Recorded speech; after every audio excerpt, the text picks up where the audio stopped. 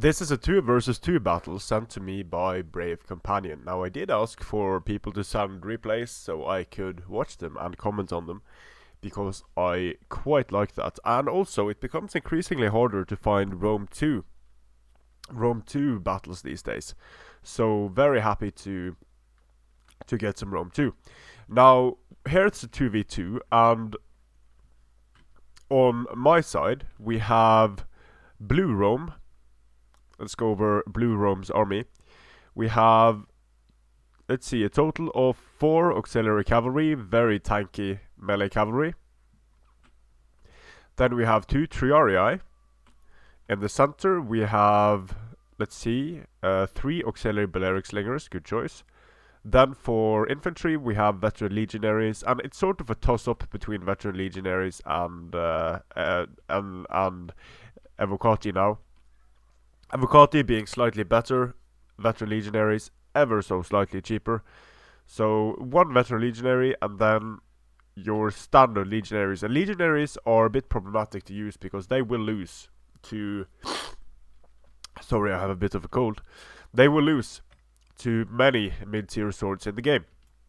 And then we have Pontus, king of nothing really, other than chariots. We have Cappadocian cavalry, scythed chariots.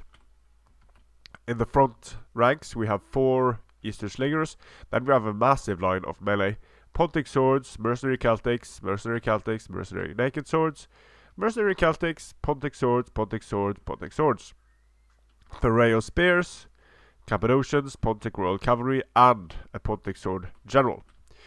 So on the opposite side we have Arverni in Rome. Roman civil war this. So 3 auxiliary Syrian archers in the front. Then we have auxiliary Balearic slinger, very skirmish heavy. 3 velites. Let's see, 5 hastati up front. Armored legionaries, extremely tanky infantry. Then we have only 1 Socii Equitae Extraordinari and 1 general bodyguard. So quite the different approach taken here. Oathsworn, chosen swords, Oathsworn on the flanks, chosen spears, and if there are no levy freemen, I'm going to be a sad Maximus. Only 2 heavy horses as well, so this is a bit atypical of what you'd see in competitive Rome 2, because, well, there is very little cavalry. But as you can see, on my side, they have deployed in like a coherent army. So 1 cavalry flank on each side. So this is almost like the cavalry that would normally be in 1 army. Cavalry on one side, then skirmishers and infantry in 1 solid line. Whereas over here, we don't have 1 coherent line, we have 2 separate armies. And that might work to the advantage or disadvantage of either side. Because wanting to engage here, both of these army blocks, sure, they can engage head on. What could then happen is that this side could just rotate away and focus on 1 of the players. And of course the chariot is a problem here. If Pontus manages to engage all of these units and tie down the precursor javelins, the chariot can come in and wreck. But that's a huge if. The chariot is a liability, and the swords of Pontus are not strong enough to contend with the swords of Rome and the swords of Arverni. Pontus has to make good use of its cavalry, skirmishers, and the chariot, of course. Both sides sizing each other up.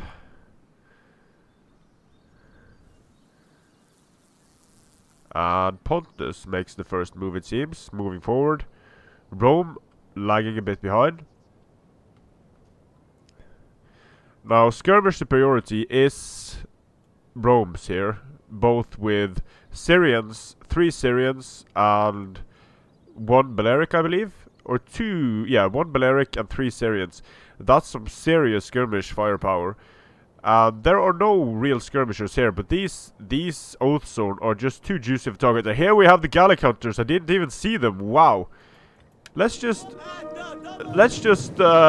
put it back to normal speed here. What happened? What happened so quickly that I didn't even catch it? That was quite cool, actually. These Eastern Slingers just got smashed off the field by these Gallic Hunters revealing themselves. The Gallic Hunters also took significant casualties, but by focusing fire, they were able to get those Eastern Slingers off the field there. Cappadocians also took a few casualties, but now the swords of Pontus rushing forward, they're going to be in a precarious position if the Oathsworn get the countercharge, and it looks like the Oathsworn are going to countercharge. Ooh, this is bad. This is bad. Okay, the Mercenary Naked Swords will get some kills on the Chosen Swords, then it will just die. The Pontic Swords will just disappear. It looks like some of them had attack orders on these Gallic Hunters here, so some of them were able to make it through. But holy shit, this sword line of Pontus is going to melt unless the Chariot comes in. But the Chariot can't really come in because there are not enough units engaged. You can see how quickly Pontic Swords, even in shield wall, they just die to Oathsworn. And I've had this happen so many times myself. My Pontic Sword line just disappears. Over here, Rome wants to engage Rome, it seems. Looks like we had a small engagement. Socia Equites getting some kills on this auxiliary cavalry on the charge. But the swords of Pontus, even the Mercenary Naked Swords, just do not do too well here. Here we have the Syrian archers firing on Balearic Slingers, but these shots will sort of hit some Legionaries and some Balearic Slingers, but the Balearic Slingers do not have an optimal line of sight here. And here the General of Arverni needs to be super careful, because the Chariot could come in and wreck him and then go over to wreck Rome. So let's see what the Chariot decides to do here. Now the Pontic General is in a very dangerous position. He's getting charged by Chosen Swords. All of these 3 units will be able to surround him. The flank of Pontus is about to break. Or is it now? Well, up against swords, up against spears, I mean, it might not do too well. Here comes the Chariot rolling down the line. This is the way a Chariot wants to be used. Tie down the units and then just keep rolling through the General of Arverni. Here is the Chariot. No shield walls available to stop it, and you can see the Oathsworn are dropping so quickly to the Chariot. The Chariot is already closing on 100 kills. Now it's over 100 kills on Oathsworn. It got hit by precursors, and that's the Chariot wrecked. 1 precursor volley and the Chariot is off the field, but it did a great job taking down a number of Oathsworn. So the Chariot was actually cost effective in that single sweep down the battlefield, but it wasn't able to do enough. It wasn't able to do enough to save Pontus here. Here comes Rome versus Rome. We have Hastati going up against Legionaries. The Hastati are going to lose that combat decisively. Over here as well, but now it's up to the armored Legionaries to come in as a second line and support here. If they manage to do that, then in time they could do very well. There isn't too much Arverni left on the field, and that has been down to the Pontic Cavalry being used fairly well. The Pontic Sword General is about to die. The Oathsworn, amazingly enough, 1 Chariot is still alive, and that Chariot is going to kill a lot of Oathsworn here. The Oathsworn did manage to throw their precursors. And now the Oathsworn about to get hit by Pontic Royal Cavalry in the rear. Oh shit. Yeah, that general is going to be off the field soon. The Legionaries are taking a beating, but they did their job in holding here. Pushing up some Syrian archers over to the flank, and now the Arverni general is wavering. Although it looked great for Arverni, now even the Pontic swords here, the Pontic sword general is holding, while the Pontic cavalry manages to do its thing with rear charges here. And Rome versus Rome, a bit hard to see what's going on, but it looks like the Socii Equites are off the field. The Pontic Royal Cavalry gets into the auxiliary Syrian archers. We have some the legionaries, the armored legionaries come in as a second line and destroy the legionaries, but it's quite expensive using 1 Hastati and 1 armored legionary to, I mean, it's unnecessary even, because it allows using multiple units like that allows the other Romans to envelop. And here we see mass routing of skirmishers due to this Pontic Royal Cavalry doing a great job. The General Bodyguard about to die here to Auxiliary Cavalry. And somehow the Arverni Oathsworn here, they managed to survive. But they are in a precarious position. There are Auxiliary Balearic Slingers focusing on this general, I assume. Oh, the general is actually dead. So even though there are 30 men in the unit, the general died. That can happen sometimes. The Pontic Royal Cavalry being a beast, just breaking units left and right. And their auxiliary cavalry, of course, doing very well against the Roman general.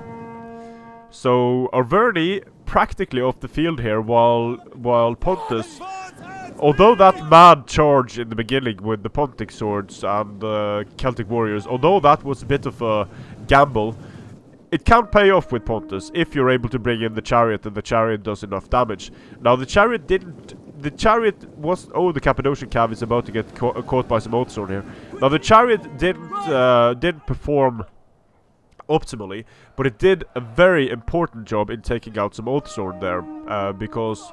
I mean, the Pontic Cavalry can cycle charge those Oathsworn to death, but getting 150 Oathsworn off the field with the Chariot is still very, very useful. Thoreos with 96 kills here, that's not bad at all. The Pontic Swords, over 100 kills both, that's pretty good. The Gallic Hunters smashed off the field. And it looks like Blue Rome is getting the better of Red Rome over here. And Pontic Royal Cavalry at 300 kills now. So going fairly cavalry light has worked to the detriment of Blue Rome and Arverni here. Because what you ideally want to do is you want to have either you want to have 2 heavy units to stop a Chariot, 2 heavy cavalry units, or you want to have 1 very heavy shock. So, for example, Sociai Equites, that unit should have been mirroring the Chariot the entire match, trying to stop the Chariot from going in. So now Blue Rome's general is wavering actually, the Legatus. Riders at the double.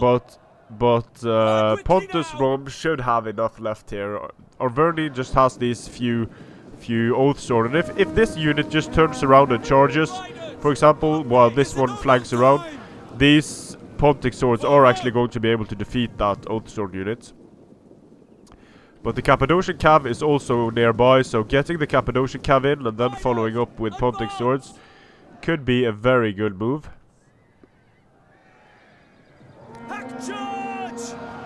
The Pontic Royal Cavalry doing its best to get to 400 kills.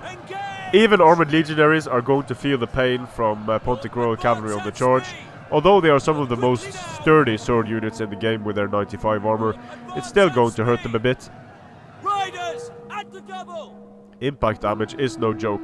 Here we have armored legionaries, a lot of kills on the armored legionaries, but the auxiliary cavalry doing a great job in breaking that unit.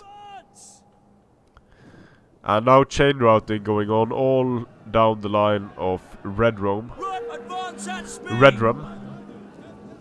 The Oathsworn also about to chain route here, just getting into the auxiliary Balearic Slingers.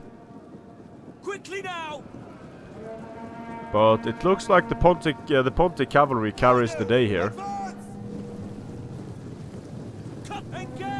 Cappadocians coming in to break the Oathsworn.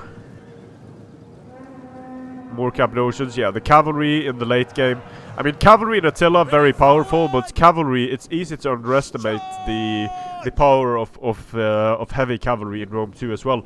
I've done multiple tests on the power of heavy cavalry and isolating just impact damage, and by impact damage alone, cavalry absolutely murders infantry, which is why, of course, you bring Levi Freeman. Now let's see here. Brave Companion as Pontus. Here you can see how, I mean, some of his swords do well. These swords were up against spears, but the Mercenary Nakeds, the Mercenary Celtics, and the Pontic swords that engage units that engage the units of Arverni frontally, you can see by their kills here, they just get slaughtered. Going up against Chosen Spears, they do better. Going up against Spear Warriors, they do better. Very nice kills here on these Gallic Hunters. The Chariot, it got 2 experience, and that's because most of the units they killed were Oathsworn. But what carried the day for Pontus, as often is the case, these Cappadocians and this Royal Cavalry did a great job. The Slingers got wrecked by some surprise Gallic Hunters. That was a pretty nice move, I think. But it makes me sad seeing no Levy Freeman here. And also 2 Heavy Horse for Arverni. I think that's a bit of a gamble. I mean, 5 Gallic Hunters, 2 Heavy Horse. That's certainly a gamble. And for Dan here, his Auxiliary Cavalry did a great job. Amazing kills on these Auxiliary Balearic Slingers.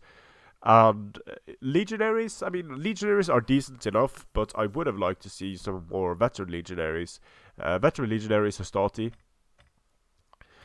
So for Toads here, yeah, going this skirmish heavy and this infantry heavy with just 1 Sushai, it can work. You see his armored legionaries get quite a lot of kills, but in the end, the lack of cavalry meant that the Chariot was able to do a very important job, and perhaps more importantly, I mean, you have 2 cavalry units here with combined over 500 kills, so not being able to stop cavalry in the late game is devastating for any army, and you can sort of see that by how the auxiliary Syrian archers, the Balearics, were shut down. Heavy skirmish without cavalry support, very difficult to make that work. So thanks, Brave Companion, for sending me that 2v2. Commenting 2v2s, a bit more intensive than commenting 1 versus 1s, but it's fun to watch because there's so much going on. Strength and honor.